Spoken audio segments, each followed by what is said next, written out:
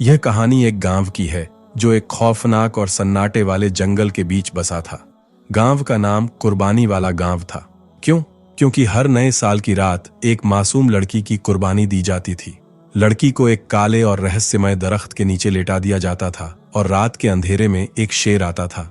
लेकिन यह शेर साधारण नहीं था। उसका काम था दिल निकालना। लड़की का दिल निकालकर वह उसे जंगल के बीच उसी काले दरख्त के नीचे रख देता, जहां एक रोशन सा साया उस दिल को चाटने लगता। कहते थे कि अगर यह कुर्बानी नहीं दी जाती तो शेर पूरे गांव को नष्ट कर देगा। लोग इसे निगाहबाने दरख्त कहते थे। यह रस्म 100 साल से चल रही थी और किसी में भी सवाल उठाने की हिम्मत नहीं थी। इस बार जिस लड़की का नाम आया वह थी होरैन। 17 साल की, मासूम, लेकिन खास बात यह थी कि वह हफीज़े कुरान थी, नाजुक, मुत्तकी और एक यतीम माँ का सहारा। जब गांव के बुजुर्ग पीर बकर ने बांसुरी बजाकर नाम का ऐलान किया तो गांव में सन्नाटा छा गया। ऐसा कैसे हो सकता है? हफीजा का नाम? लोग धीरे से फुसफुसाए, लेकिन किसी में खुलकर कहने की हिम्मत नहीं थी। गांव के सरदार सईन कलीम ने कहा, हम नहीं चुनते, दरख्त चुनता है। अगर हम रुक गए तो शेर आएगा और कुछ भी बाकी नहीं रहेगा। होरैन की माँ अम्मा सईदा रो रही थी। मेरी बच्ची कुरान सुनाती है, तुम इसे कैसे दे सकते हो? लेकिन लोगों ने सिर झुका लिया। हमारी बेटियां भी तो चली गईं, तुम्हें क्या खास है? रात आ गई, सन्नाटा, अंधेरा और हवा तक खामोश। होरैन ने एक सूखा हुआ कुरान का पन्ना चूमा और बस इतना कहा, अगर मेरी कुर्बानी सबको बचा सकती है तो यह भी इबादत होगी। लेकिन उसी रात उसने एक सपना देखा। जंगल में शेर था, उसकी आंखों में खून, मुंह से दहाड़। वह झपटा, लेकिन उसी वक्त एक बुजुर्ग रोशन चेहरा उसके सामने आ गया। हाथ में चमकती तस्बीह, आंखों में रोशनी। यह अल्लाह की बंदी है, हाथ लगाया तो राख बन जाएगा। शेर रुक गया, पीछे हट गया और सिर्फ दरख्त को घूरने लगा। सुबह होरैन उठकर रोई, लेकिन उसके होंठों पर आयतुल कुर्सी थी। उसी शाम जब कुर्बानी की तैयारियां हो रही थीं, एक धूल उड़ी और उसमें से निकला एक नूरानी बुजुर्ग, बाबा आरिफ। सफेद कपड़े, हाथ में छड़ी, चेहरे पर नूर और आंखों में वह सुकून जैसे किसी बुजुर्ग की दुआ हो। बाबा आरिफ ने होरैन को देखा। वह चलकर उसके पास आए। होरैन की आंखों में पहचान का झलक था। आप वही हैं ना जो मेरे ख्वाब में आए थे? बाबा आरिफ मुस्कुराए। अल्लाह का फैसला बदल सकता है अगर नीयत साफ हो। उस रात क्या हुआ? क्या होरैन की कुर्बानी हुई या जंगल के उस शेर का राज खुला? यह कहानी यहीं खत्म नहीं होती। बाबा आरिफ ने शफकत भरी मुस्कुराहट के साथ कहा, हाँ बेटी, अल्लाह ने मुझे तेरे तक पहुंचाया है। लड़की होरैन हिचकियों में डूबकर रो पड़ी। बाबा, आज मेरी कुर्बानी है। कहते हैं अगर मैं ना गई तो गांव तबाह हो जाएगा। बाबा आरिफ का चेहरा सख्त हो गया। उन्होंने अपना रूमाल निकाला, होरैन के आंसू पोंछे और कहा, आज न तू मरेगी, न तेरा ईमान बिकेगा। पूरा गांव चौंक गया। लोग झुककर देख रहे थे। बीच में होरैन झुकी हुई थी। उसका शरीर कांप रहा था और सूखी सांस में डूबती हुई सिसकियां हवा में गूंज रही थीं। बाबा आरिफ ने ऊंची आवाज में पुकारा, रुक जाओ, जुल्म बंद करो, अल्लाह के नाम पर रुक जाओ। गांव के सरदार सईन कलीम ने दांत पीसकर कहा, तू कौन होता है हमें रोकने वाला? क्या यह तेरी अपनी बेटी है जो इतनी तकलीफ हो रही है? बाबा आरिफ ने गहरी सांस ली। हाँ, हर वह बेटी जो बेगुनाह है मेरी बेटी है। लेकिन तुम लोग तो अंधे हो गए हो, शिर्क की दलदल में डूब चुके हो। शेर तुम्हारी परीक्षा है, माबूद नहीं। एक और आदमी चीख उठा, अगर यह रस्म न होती तो पिछले साल 2 मर्द मर गए थे। बाबा आरिफ ने हाथ उठा दिए। यह सब तुम्हारा वहम है या किसी शैतानी जाल का हिस्सा? तुम अल्लाह को छोड़कर एक जानवर से डर रहे हो। उन्होंने जोर से अपना आसमान पर मारा। अगर किसी की जान लेनी है तो मेरी लो, लेकिन इस नेक हफीज़े कुरान बेटी का खून मत बहाओ। फिजा में गुनगुनाहट फैल गई, औरतों की चीखें, मर्दों का पीछे हटना। लेकिन सईन कलीम और उसके दरबार के लोग भड़क उठे। एक ने बाबा आरिफ को धक्का दिया, दूसरा चिल्लाया, यह हमें हमारी रस्म से रोकने आया है। यह शैतान है, इसे गांव से निकालो। असल में यह सब कुछ उसी बुजुर्ग हकीम का खेल था जो हमेशा दूसरों की बेटियों का नाम निकलवाता था, लेकिन कभी अपनी बेटी का नाम उस बांसुरी में नहीं आया। अंधेरी रात में कुछ मर्द टिमटिमाती मशालों के साथ होरैन को बांसुरी से बंधे हुए चारपाई पर जंगल ले जा रहे थे। उनके चेहरों पर न कोई शर्मिंदगी थी, न कोई रहम, सिर्फ एक पुराना डर। वह डर जो नस्लों से उनके खून में दौड़ता था। पीछे बाबा आरिफ भी चलते हुए जा रहे थे, जिन्हें धमकी मिल चुकी थी। इतना दर्द है, तो जा उस लड़की के साथ जान दे दे। बाबा आरिफ ने कहा, यह शेर मजबूर था, इसे किसने मजबूर किया ये आज तुम्हें वही बताएगा। लोग इकट्ठा हो गए। शेर ने दरख्त के पास रुककर छुपे हुए राज बताए। बांसुरी वाले का असली चेहरा सामने आ गया। आसमान पर बादल छाए थे, जमीन सांस ले रही थी और बाबा आरिफ ने हाथ उठाए। या अल्लाह, आज इस बेजुबान शेर को जुबान दे ताकि यह खुद बता सके कि किसने इसे मजबूर किया, ताकि शिर्क का यह खेल खत्म हो जाए। शिर्क की माफी नहीं, ये तेरा वादा है। दुआ खत्म हुई और फिर एक मौजा हुआ। शेर के मुंह से अल्फाज निकले, सुनो ए गांव वालों। शेर की गुनगुनाहट अब आवाज में बदल चुकी थी। मैं जंगल का बादशाह हूं, मैं भी कलमा पढ़ने वाला हूं। अल्लाह के हुक्म के बिना मैं किसी इंसान की जान नहीं ले सकता, लेकिन इस बांसुरी वाले ने मुझे मजबूर किया। सभी की सांसें रुक गईं। शेर ने सांस भरी, फिर कहा, इसका बाप काला जादू करता था। उसने मुझे उस दरख्त के नीचे के तहखाने में जादू से कैद कर दिया। मैं उसका गुलाम बन गया। मैं मजबूर था। हर साल एक मासूम लड़की का दिल निकाला जाता। लोग समझते थे कि दरख्त खुश होता है, लेकिन असल में उनका दिल बेच दिया जाता था। लोग ठिठक गए, आंखों में नदामत, चेहरों पर शर्म। लेकिन बांसुरी वाला चीख पड़ा, झूठ है, यह सब एक साजिश है। यह अल्लाह वाला खुद जादूगर है। शेर को इसने काबू किया है। कुछ लोग फिर से शक में पड़ गए। गांव के चौक पर हंगामा मच गया, लेकिन हफ्सा अब डर से आजादी पा चुकी थी। शेर के साथ खड़ी थी, आंखों में रोशनी थी, चेहरे पर यकीन। शेर ने फिर दहाड़ मारी, लेकिन यह दहाड़ अब खौफ की नहीं थी, यह बुलावा था। बाबा आरिफ सामने आए, आसमान की तरफ देखा। अगर तुम्हें मेरे शब्दों पर शक है तो चलो मेरे साथ उस दरख्त के नीचे जहां तुम हर साल अपनी बेटियों का खून करते हो। आज वही दरख्त तुम्हें असल हकीकत दिखाएगा। शेर ने बांसुरी वाले को देखा, उसकी आंखों में आग थी। फिर वह चला उसी दरख्त की तरफ। लोग डर के बावजूद पीछे पीछे चल दिए। फिर जमीन पर शेर ने अपना पंजा मारा, जमीन फट गई। लोहे का एक पुराना दरवाजा सामने आया। बाबा आरिफ ने कुरान की आयत पढ़ते हुए दरवाजा खोला। नीचे से एक सीढ़ी जा रही थी अंधेरे में। लोग नीचे उतरे और जो मंजर देखा वह किसी क़यामत से कम न था। दीवारों पर खून की लकीरें, काले जादू के नक्श और एक टेबल जिस पर मासूम लड़कियों के दिल रखे हुए थे, कुछ ताजे, कुछ सड़े हुए, कुछ जारों में आजा, ऑनरगन्स में बंद। फिर बांसुरी वाला चीखने लगा, यह सब झूठ है, मुझे बदनाम करने की साजिश है। लेकिन बाबा आरिफ ने उठाई वह पुरानी किताब जिसमें इंसानी खून से जादू के मंत्र लिखे थे। देखो, यह तुम्हारे बाप की किताब है, इसी से तुम्हारा काला धंधा चलता था और तुमने अपने बाप की विरासत में मौत का बाजार चलाया। लोगों के चेहरे जर्द पड़ गए। हफ्सा का जिस्म कांप रहा था।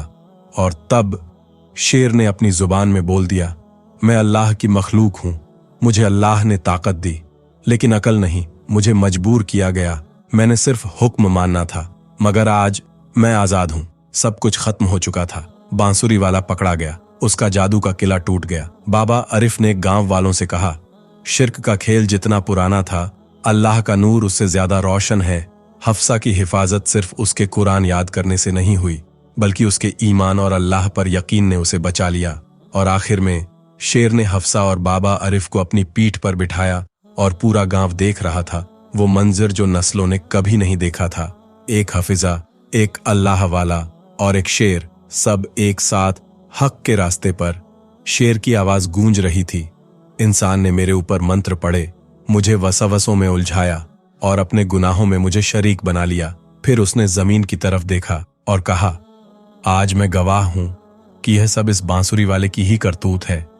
लोगों पर सन्नाटा छा गया। कुछ औरतें जमीन पर गिरकर रोने लगीं। हमने अपनी ही बेटियों को कुर्बान कर दिया। हमें तो पता ही नहीं चला कि हम किसके हाथों में खेल रहे थे। हाय, हम कैसे माँ बाप थे।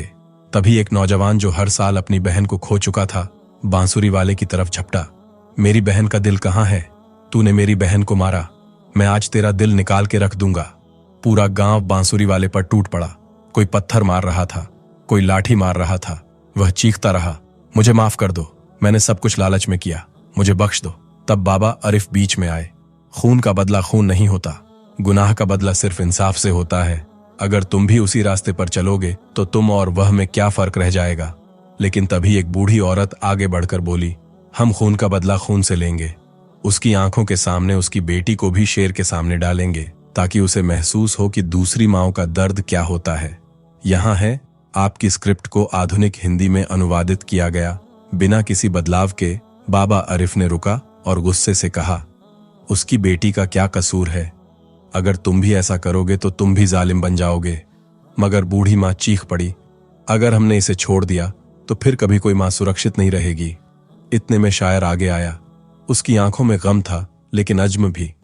ऐ अल्लाह के बंदों, वो बोला, अगर आप चाहें कि मैं इस जंगल से चला जाऊं तो इस इंसान को मेरे हवाले कर दें। मुझे इसी तहखाने में इसके साथ बंद कर दिया जाए। फिर मैं और यह और रब का इंसाफ। रात का सन्नाटा गहरा होता जा रहा था। बांसुरी वाला अब घुटनों के बल गिरा था। कपड़ों पर खून, चेहरे पर खौफ, लेकिन लोगों की आंखों में सिर्फ इंतकाम था। तभी शायर फिर बोला, मुझे सुकून सिर्फ उसके लहू से मिलेगा जिसने मुझे दरिंदा बनाया। सन्नाटा छा गया। फिर एक माँ की चीख गूंजी, मेरी बेटी का लहू वापस नहीं आएगा, मगर इसका अंजाम देखकर मुझे सुकून जरूर मिलेगा। एक जवान लड़की जिसके बाजू पर कुर्बानी का निशान था, रोती हुई बोली, इस दरिंदे ने मेरे सपने, मेरे माँ बाप की नींद छीन ली। आज हमें इंसाफ चाहिए और वो इंसाफ हमें इस शायर की जुबान से मिला है। लोगों ने बांसुरी वाले को घसीटना शुरू किया, उसी तहखाने की तरफ जहां वो मासूमों को बेरहमी से जबह करता था। बाबा आरिफ चिल्लाता रहा, जुल्म का बदला जुल्म मत बनो, मगर अगर यही अदल है और इस जानवर के दिल में भी इंसाफ है तो जाने दो। दरवाजा खुला, शायर पीछे हटे। बांसुरी वाला चीखता रहा, मुझे माफ कर दो, मैं तुम्हें माल और दौलत से नवाज दूंगा, मगर मुझे इस शायर के हवाले मत करो। लेकिन लोगों के दिलों में अब कोई रहम नहीं था। वही रहम जिसे इस बांसुरी वाले ने पहले मार दिया था। उसे तहखाने में डाल दिया गया। दरवाजा बंद हुआ। फिर कुछ पल, फिर एक दहाड़, फिर एक चीख, फिर खामोशी, जैसे हवा ने भी सांस लेना छोड़ दिया हो। कुछ देर बाद दरवाजा खुला। शायर बाहर आया। उसके जबड़ों पर खून था लेकिन आंखों में सुकून। वो बाबा आरिफ के पास आया, गर्दन झुका दी और बोला, मैं जा रहा हूं ए अल्लाह के बंदे, वापस अपने जंगल, अपने रब के हुक्म के साथ, हमेशा के लिए। इंसाफ मिल चुका था। जुल्म का सफर खत्म हुआ, लेकिन गांव के लोगों के लिए यह कहानी अब तालीम बन चुकी थी। शिर्क का खेल टूट गया और रूह का सुकून वापस आ गया। हुक्म से अब यह बस्ती आजाद है, बस एक वादा करना। अल्लाह वाला ने नरमी से पूछा।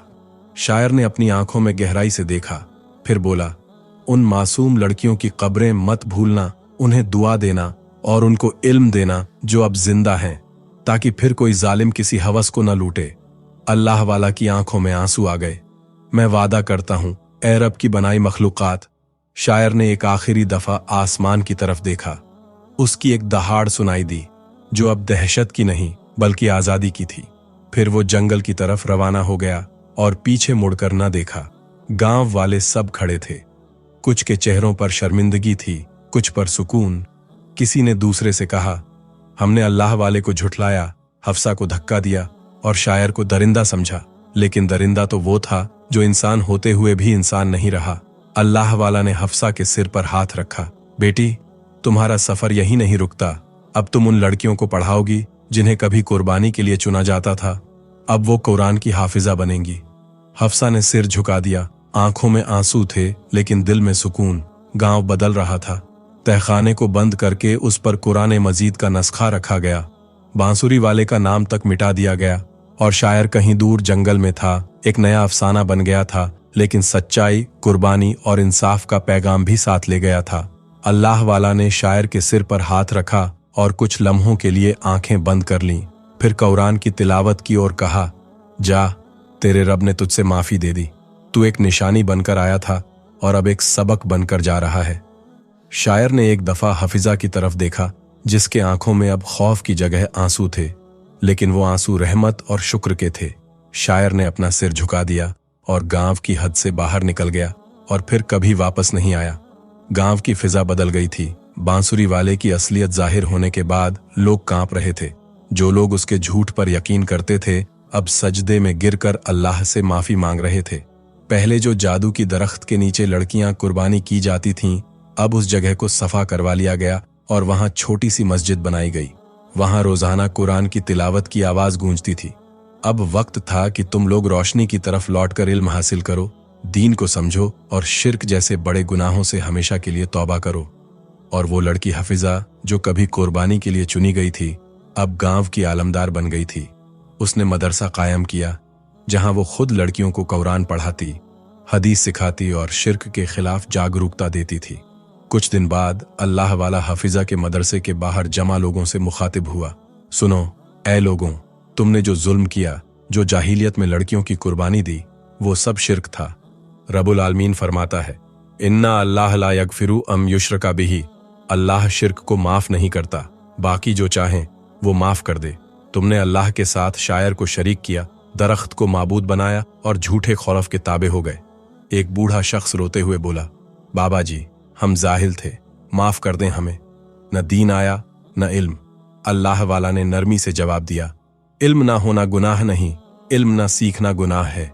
आज से यह मदरसा तुम सभी की पनाहगाह है, जहां तुम्हारे बच्चे, बेटियां और बीवियां सब दीन सीखेंगे।